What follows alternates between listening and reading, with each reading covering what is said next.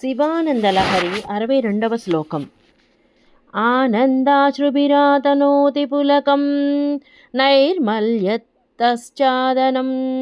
వాచా శంఖముఖే స్థితైశ్చ జఠరా పూర్తిం చరిత్రామృతైః రుద్రాక్షైర్భసితేన దేవవపుషో రక్షాం భవద్భావనా పర్యంకే వినివేశ్య భక్తిజననీ భక్తార్భకం రక్షతి.